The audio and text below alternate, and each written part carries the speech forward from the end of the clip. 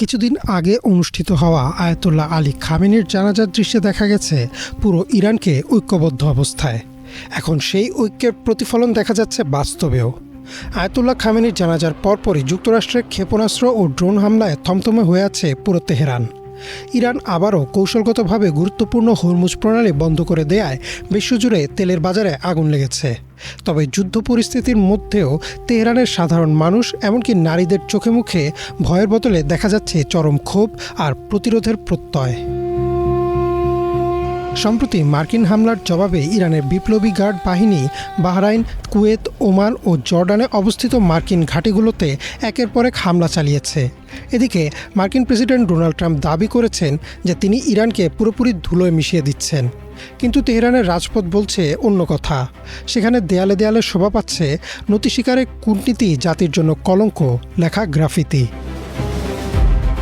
ইরানের সাধারণ মানুষ মনে করছেন প্রতিবেশী দেশগুলো মার্কিন ঘাঁটি তাদের নিজের মাটিতে জায়গা দিয়ে নিজেদের বিপদ নিজেরাই ডেকে এনেছেন।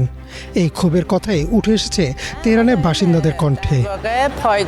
যেসব প্রতিবেশী দেশ একসময় মার্কিনীদের তাদের মাটিতে সামরিক ঘাঁটি গড়ার অনুমতি দিয়েছিল, আজ আমরা কেবল সেই ঘাঁটিগুলোতেই আঘাত করছি। আমরা ওই দেশগুলোকে আক্রমণ করছি না। যখন তারা আমাদের ভূখণ্ডকে হুমকি দিতে তাদের দেশে মার্কিন ঘাঁটি করতে দিয়েছিল, তখন তাদের এমন একটা দিনের জন্য প্রস্তুত থাকা উচিত ছিল। যুদ্ধ নিশ্চিতভাবেই আবার শুরু হবে, তবে এবার তারা শহরে ঢোকার সাহস পাবে বলে মনে হয় না, কারণ ইরানের প্রতিরোধ ক্ষমতা কতটা তা তারা কল্পনাও করতে পারেনি।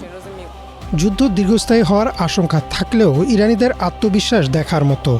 আফগানিস্তান বা লিবিয়ার মতো এই জাতি সহজে ভেঙে পড়ার পাত্র নয় বলেই দাবি সাধারণ নাগরিকদের। এদিকে কেউ কেউ মার্কিন আধিপত্যের চূড়ান্ত অবসান দেখতে চান।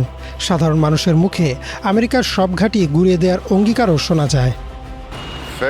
ব্যক্তিগতভাবে আমি চেয়েছিলাম ইরান যেন হামলা চালিয়ে ওগুলোকে একেবারে গুঁড়িয়ে দেয়। হয়তো আমাদের সেই সক্ষমতা পুরোপুরি নেই, কিন্তু এখানে সেখানে আঘাত হানাও মন্দ নয়। আমেরিকার সাথে হওয়া অন্তর্বর্তীকালীন চুক্তিটি মাত্র 1 মাস আগে ভেস্তে যাওয়ায় মধ্যপ্রাচ্যের আকাশ এখন যুদ্ধের মেঘে কালো। ইরানের শীর্ষ আলোচক মোহাম্মদ বাকের কলিবাফ স্পষ্ট করে দিয়েছেন যে একতরফা চুক্তির দিন শেষ।